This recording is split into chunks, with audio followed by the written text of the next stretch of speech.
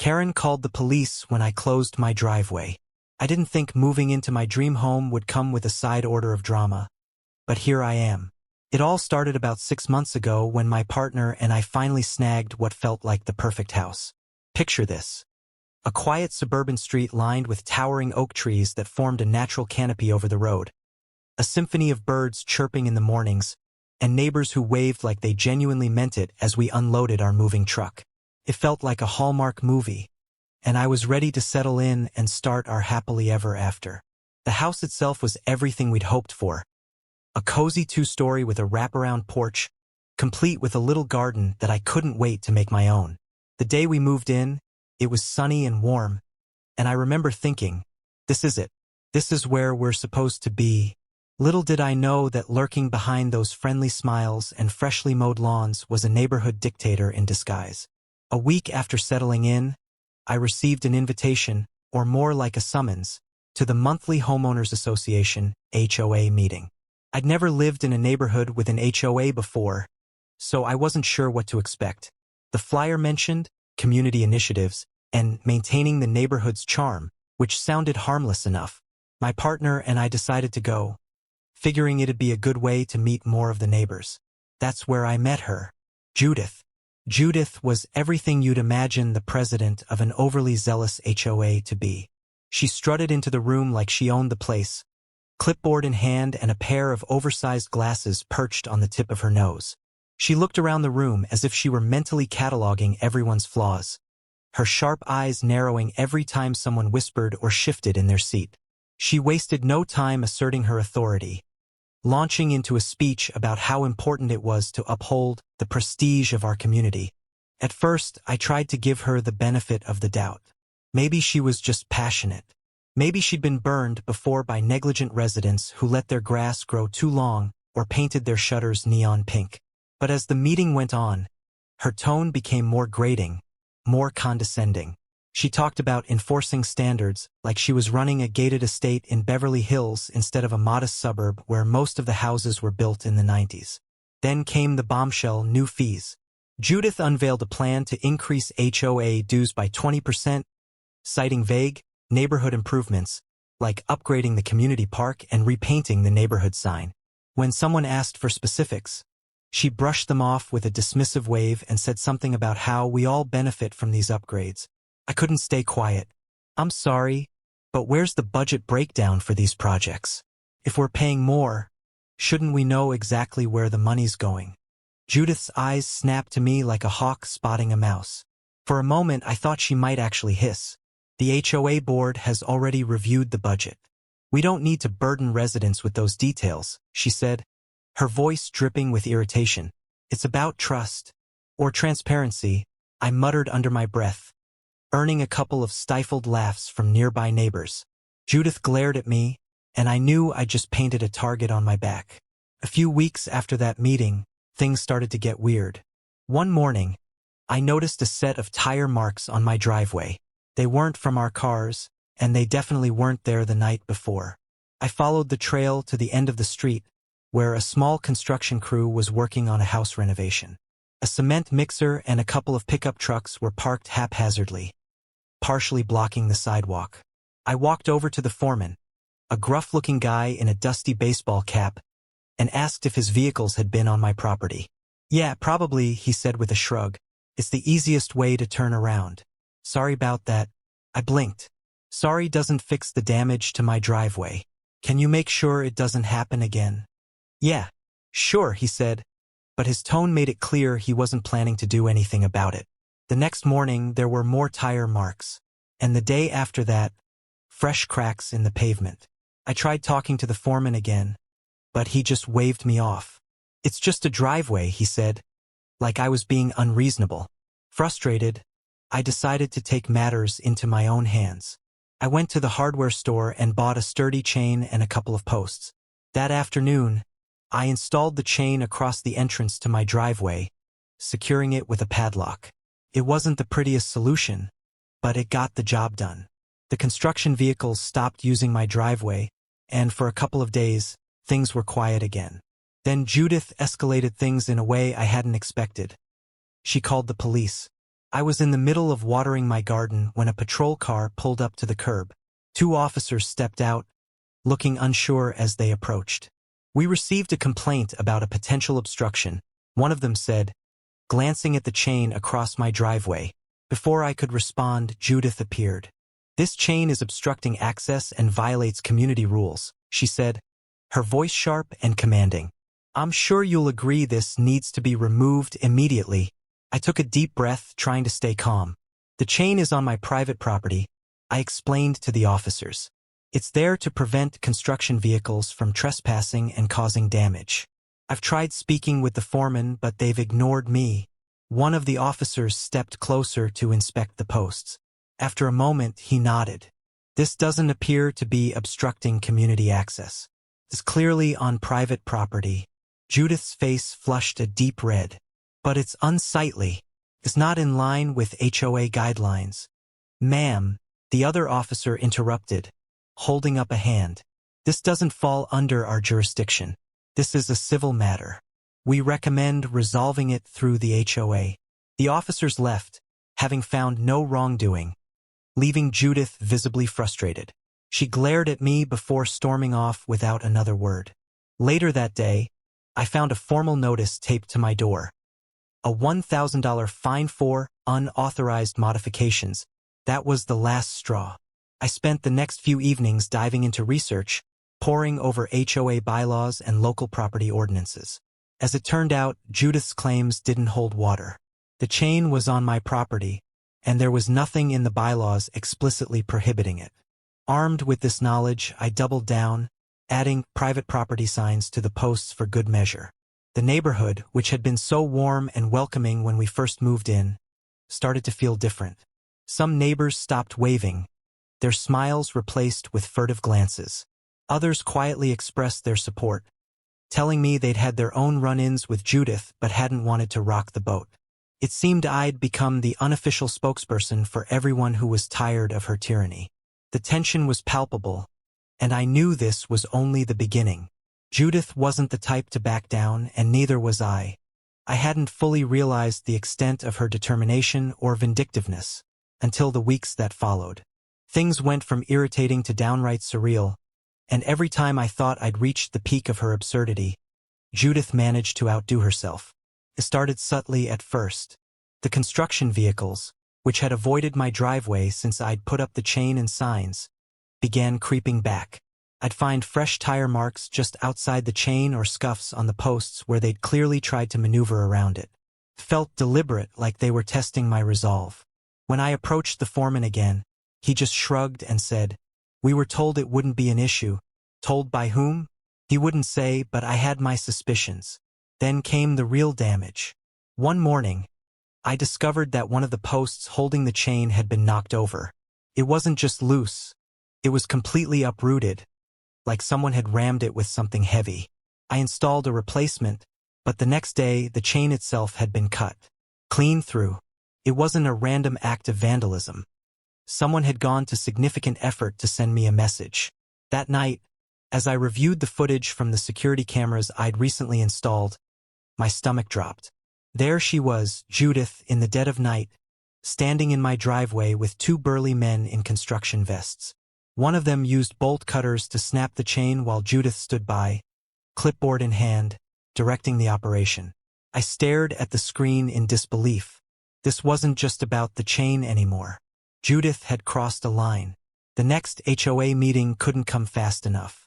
I spent the week leading up to it preparing. I downloaded the footage onto my laptop and rehearsed what I'd say, determined to expose Judith's antics in front of everyone. If she wanted to play dirty, fine. But she wasn't going to get away with it. When the meeting finally arrived, I showed up early to secure a seat near the front. The room filled quickly, and Judith, as usual, took her place at the head of the table, exuding her typical air of superiority. She began the meeting with a long-winded speech about community cohesion and the importance of respecting HOA leadership, which I assumed was a not-so-subtle jab at me. When the floor opened for questions, I raised my hand. "I have something I'd like to share with the group," I said, standing up and moving toward the projector. Judith's eyes narrowed, but she didn't stop me. I connected my laptop and queued up the footage. As soon as the video started playing, the room fell silent. The grainy black and white recording clearly showed Judith and her accomplices cutting the chain in my driveway. The timestamp in the corner made it impossible to deny. The murmurs started before the video even finished. People whispered to each other, glancing at Judith with a mix of shock and disapproval. When the footage ended, I turned to face her. "Care to explain this, Judith?" I asked, keeping my voice as steady as I could. Judith's face flushed a deep crimson. "That footage is misleading," she stammered. "The chain was a violation of HOA guidelines. I was simply enforcing the rules." I raised an eyebrow. At midnight, with bolt cutters? The room erupted in whispers again, and for the first time, I saw cracks in Judith's armor. Her usual commanding presence faltered as more neighbors began speaking up. One after another, people shared their own grievances. Unjust fines, vague explanations for rising fees, and an overall lack of transparency.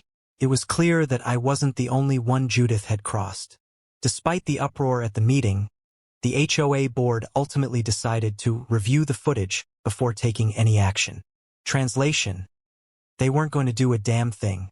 Frustrated, I realized I needed to take matters into my own hands. That's when I remembered Michelle. Michelle was a local investigative journalist with a reputation for uncovering small-town scandals.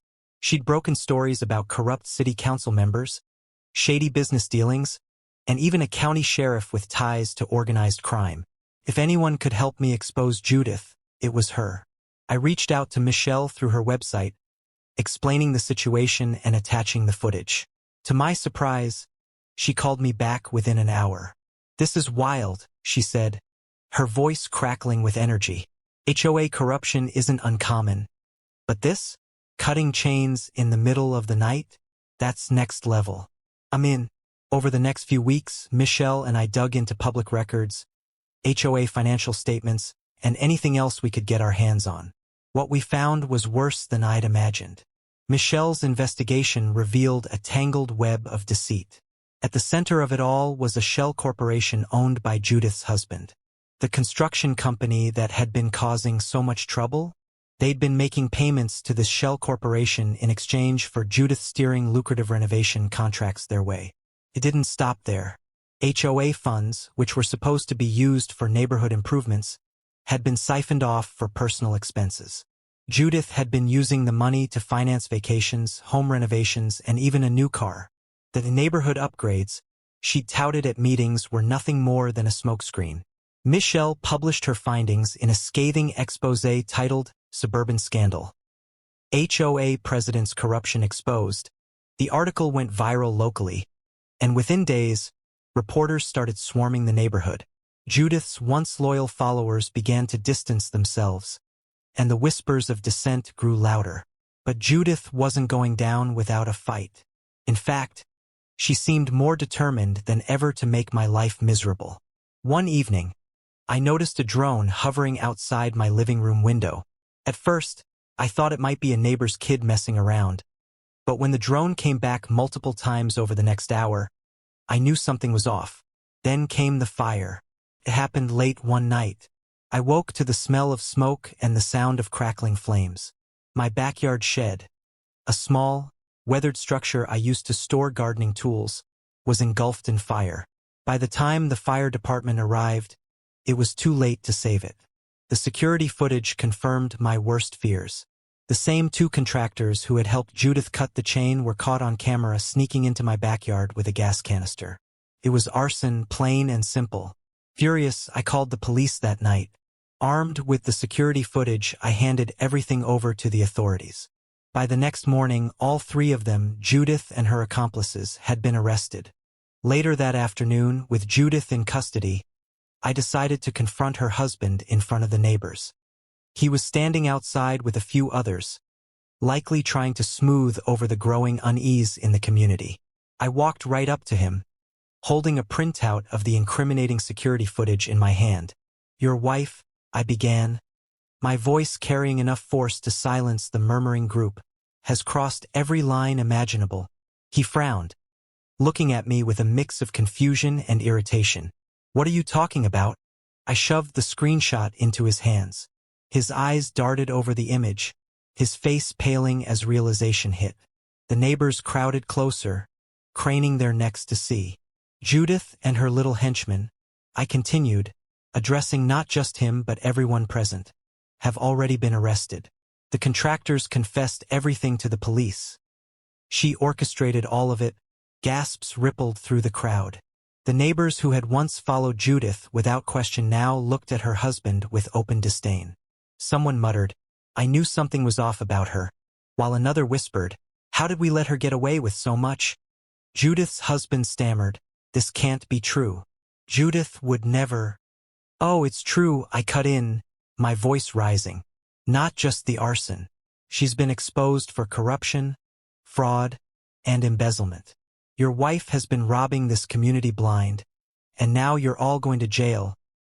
He dropped the printout like it had burned him, his face a mixture of shock and fury. I didn't know, he started, but I didn't let him finish. You knew enough, I snapped. The shell corporations, the stolen funds, it's all coming out now. And guess what? The police are investigating you, too. By the time the police returned to search Judith's house for more evidence, the neighborhood had turned against her and her family entirely. Her once loyal followers had abandoned her, and as her husband was taken in for questioning, no one lifted a finger to help. A few days after Judith's arrest and her husband's release on bail following his questioning, I thought things had finally started to settle down. The neighborhood was quieter, and the media frenzy outside Judith's house had died down, at least for the moment. But that peace shattered late one night when I heard the crunch of gravel outside my home. I glanced out the window and saw a familiar car parked in front of my house. My stomach twisted as I recognized the man stepping out, Judith's husband. He moved quickly up my walkway, his broad shoulders set with purpose, anger practically radiating off of him. He'd just been released on bail, and now he was here, clearly ready to try to intimidate me. I grabbed my phone and opened my security camera app, ensuring everything was recording before opening the door. I cracked it just enough to see him, keeping the chain lock in place. What do you want? I asked, my voice calm but edged with irritation. He leaned in, his face barely an inch from the door, and growled, you're gonna drop all of this. The accusations, the footage, everything. You don't know who you're dealing with. I stared at him, unfazed. You mean your wife? The one who's been arrested on multiple charges? Or you who's out on bail for fraud and conspiracy? Who exactly am I supposed to be afraid of here?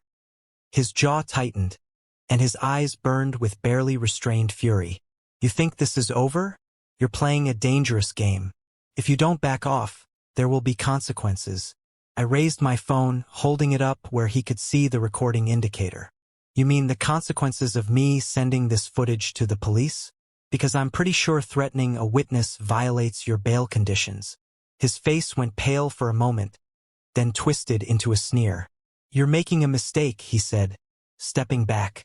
I stood my ground as he walked back to his car, his threats hanging in the air. The moment he drove off, I called the police, reporting the intimidation attempt and providing them with the footage. Then I forwarded everything to Michelle, who wasted no time documenting the latest escalation in what was quickly becoming a full-blown scandal. The legal aftermath played out like a slow-motion train wreck.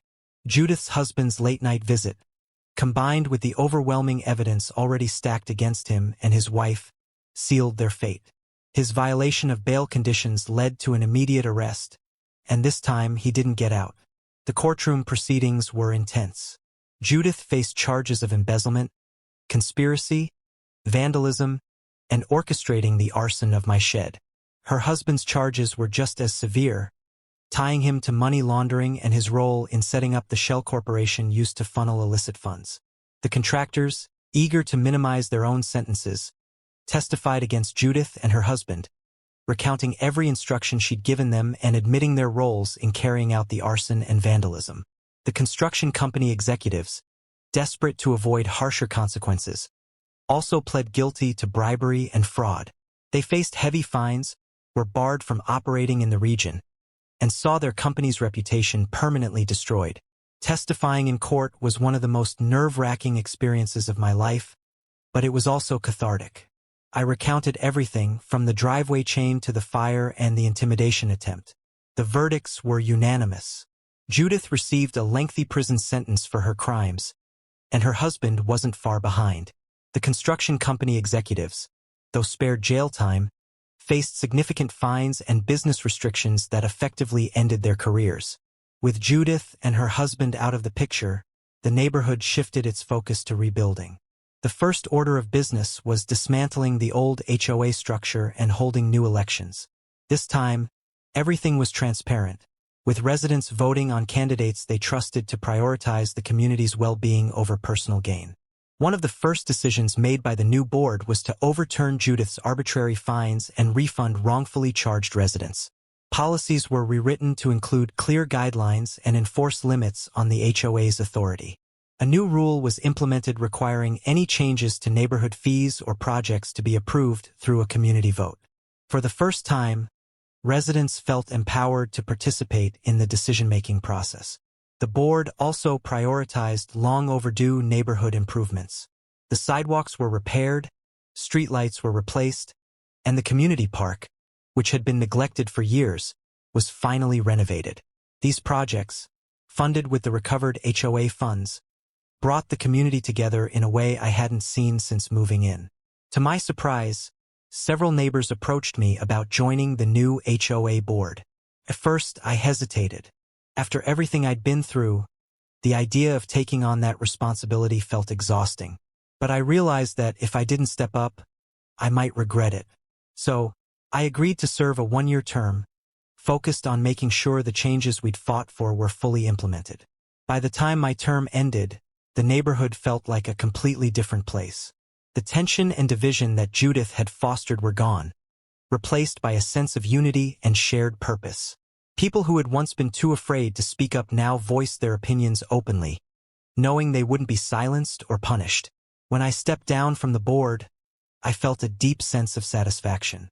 The neighborhood was finally the kind of place I dreamed of when I first moved in. The scars of the past few months were beginning to fade.